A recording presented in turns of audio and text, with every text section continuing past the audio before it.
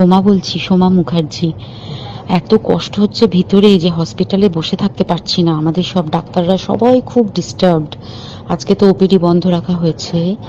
তোরা জানিস সমস্ত ঘটনা শুনলাম, যা যা মানে সত্যিকারের ঘটনা, যেটা আরজিকরের ভিতরের যে ডাক্তার তারা তাদের বন্ধু বান্ধব মারফত এটা ছড়িয়ে মানে এসছে আমাদের কাছে। অ্যাকচুয়ালি যেটা ঘটেছে সেটা হচ্ছে, আমি শুনে তো মানে বিশ্বাস করতেও নিজেকে কেমন লাগছে রে। প্রত্যেকটা আমাদের ওয়েস্ট বেঙ্গলের প্রত্যেকটা মেডিকেল কলেজে, বিশেষ করে কলকাতার সরকারি মেডিকেল কলেজগুলোর প্রিন্সিপালরা, ডিপার্টমেন্টাল হেডরা, প্রিন্সিপালরা বিশেষ করে, তারা পাশ করানোর জন্য স্টুডেন্টদের কাছে রীতিমতো টাকা নেয়।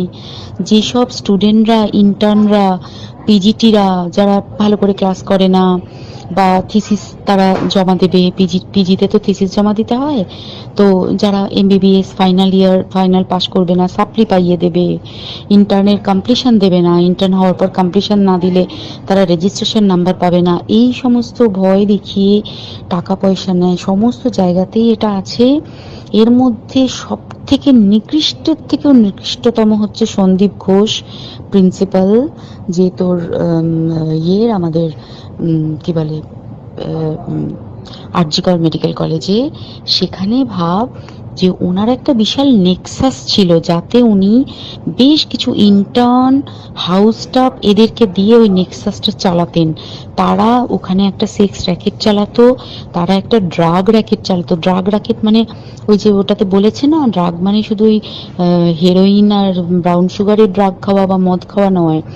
ড্রাগ মানে হচ্ছে যে কম দামি, কম টাকায় যে ওষুধ পাওয়া যায়, যে ওষুধ না জল ভগবান জানে, সেই ওষুধের মানে কোটি কোটি টাকায় যে টেন্ডার বেরোতো, সেই ওষুধ নিয়ে ওষুধ কোম্পানিগুলোর কাছ থেকে কোটি কোটি টাকা, সেই সমস্ত টাকার একটা বড় অংশ যেত পার্টি ফান্ডে। বুঝতেই পারছিস তাহলে, সেই জন্য পার্টির একদমই কাছের উনি, পার্টির মানে একদম খোদ মানে ওপর লেভেলের একদম আসল জায়গাকার কাছে। তো এবার উনি এই যে নেক্সাসটা চালাতেন, তাতে রীতিমতো কোন ইন্টার্নকে উনি পাশ করাবেন, কোন পিজিটেকে উনি থিসিস কমপ্লিট করাবেন, সেগুলো সব ভয় দেখিয়ে টাকা নিতেন। আর তার হয়ে কাজ করতো ওই ইন্টার্ন হাউস স্টাফের একটা পুরো বড় নেক্সাস। এবার এই মেয়েটির যে পিজিটি, মেয়েটি অত্যন্ত ভালো, সে তার থিসিসটা কমপ্লিট করাবে না বলে হুমকি দিচ্ছিল। সে এটা জানতে পেরে গিয়ে বলেছিল যে আমি এরকম কোনোভাবেই মেনে নেব না, আমি এর বিরুদ্ধে আমি যাব এবং আমি এর বিরুদ্ধে সব ফাঁস করে দেবো। তখন তাকে রীতিমতো ধমক দেওয়া হচ্ছিল। এটা চলছিল লাস্ট 6 মান্থস ধরে, 6 মাস ধরে তাকে হুমকি দেওয়া, তার প্রতি মানে বেশি বেশি প্রথমের দিকে কি করছিল, অত্যাচার করছিল। মানে কিরকম, বেশি বেশি করে নাইট ডিউটি দিচ্ছে, অ্যাটেস্টেড 36 আওয়ার্স ডিউটি, বেশি বেশি করে নাইট, বেশি বেশি করে খাটানো, এবং এগুলো সব জানে ডিপার্টমেন্টাল হেড, চেস্টের যে ডিপার্টমেন্টাল হেড সেও জানে, সিনিয়র পিজিটিরা সবাই জানে। প্রিন্সিপালের নির্দেশেই হচ্ছে এবং ওনার নেক্সাসের ছেলেমেয়েরাই কাজ করছে। তারা 6 মাস ধরে এটা করেছে। করার পরও যখন ওকে আটকাতে পারেনি, তখন কি করেছে, ওই দিনকে ওরা ঠিক করেছে, যে দিনটাতে এই ঘটনাটা ঘটেছে সেদিন কতখানি প্ল্যান্ড এবং গট আপ গেম দেখ। সেই দিন ওই ঘরে, ওই সেমিনার রুমে প্রত্যেক দিনই 4 তলার আরো অনেকেই যারা সিনিয়র পিজিটি বা জুনিয়র পিজিটি, তারা কিন্তু বিশ্রাম নিতে যেত, অনেকেই ওই ঘরে যেত। সেই দিনকে ও একা, ওকে বলেছে তুমি ঘুমিয়ে পড়ো, ওকে একা রেখে এসেছে, বাকিরা কাউকে যেতে দেয়নি। বলেছে ওই ঘরে আজকে ঘটনা ঘটছে, মানে কাজ হচ্ছে, ওই ঘরে কেউ যাবে না।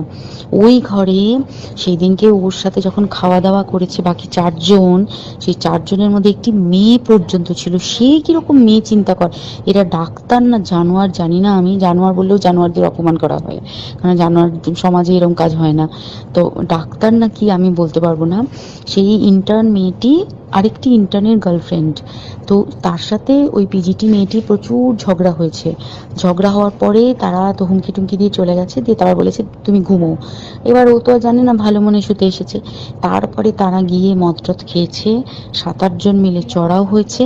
এবং তোরা জানিস যে প্রথমে তার হাত দুটোকে দুপাশে 2 জন ধরে রেখেছে, এবং সেই কাজে সেই মেয়েটিও সাহায্য করেছে, ইন্টার্ন মেয়েটি। 2 জন ওকে পা দুটোকে টেনে জরাসন্ধের মতো ছিঁড়ে ফেলেছে, মানে ছেঁড়ার মতো করে টেনেছে, যাতে পেলভিক বোন ভেঙেছে, কলার বোন ভেঙেছে। মানে কি বিপর্যস্ত মানে বিধ্বস্ত, কি নৃশংস অত্যাচার করেছে। ওকে উল্টো দিক করে শুইয়েছে, পিঠের ওপর দিয়ে বুট পরে হেঁটে গেছে, মাথাটাকে এমন থেতলেছে যে মানে স্কাল ফাল রাপচার হয়েছে। এই সমস্ত করার পরে শ্বাসরোধ করে তাকে মেরেছে। মেরে তারপরে আরো যেটা আরো ভয়ঙ্কর, যে একটা মৃত মানুষকে মিনিমাম ডিগনিটি দিতে জানে না। তারা নিচে এসে দেখেছে ওই সঞ্জয় তখন বসে মদ খাচ্ছিল অন্য আরো গ্রুপ ডি স্টাফদের সাথে। সঞ্জয় ছেলেটা হচ্ছে তার কাটা সঞ্জয় বলতো ওরা, ওকে বলে ফল গাই। মানে ওর একটু ওইসব আলুর দোষ আছে, ও যত্রতত্র যখন তখন প্রস্টিটিউট এলাকায় যায়।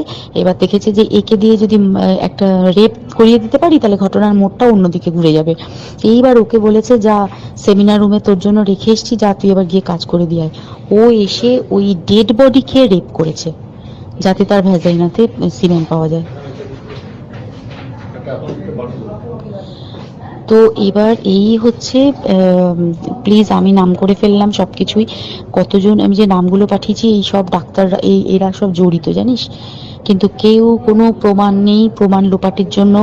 সেদিনকে ওই ইন্টার্ন এবং ডাক্তাররা যে ওইখানের যে বাথরুমটাতে হাত পা ধুয়েছে, রক্ত ধুয়েছে, সেইটাকে সাত তাড়াতাড়ি প্রমাণ লোপাটের জন্য ওই দেওয়ালকে ভেঙে দিয়ে তার মানে ওই বাথরুমের জায়গাটাকেই ভাঙতে হচ্ছে ওদের। ওখানে নাকি ওরা রুম বানাবে, কালকে দেখেছিস তোরা খবরে। আর বেশি বলতে পারছি না, মানে তোরা তো সবাই প্রোটেস্ট করিস, আমরা তো আমাদের দিক থেকে করছি, কিন্তু কিছুই হবে না। পোড়া দেশে কিছুই হবার নেই, শুধু ভেতরে ভেতরে গুমড়ে গুমড়ে কষ্ট পাওয়া। আর আগামী প্রজন্মের যে ডাক্তাররা বেরোবে, তারা যে ইন্টার্ন বা পিজিটি বা এই যাদের কাছে আমরা যাব ভবিষ্যতে, তারা কি ডাক্তার না কি আমি জানি না, কি নিয়ে তাদের কাছে আমরা যাব আর কি করেই বা আমাদের পরের প্রজন্মকে আমরা সুরক্ষিত রাখবো।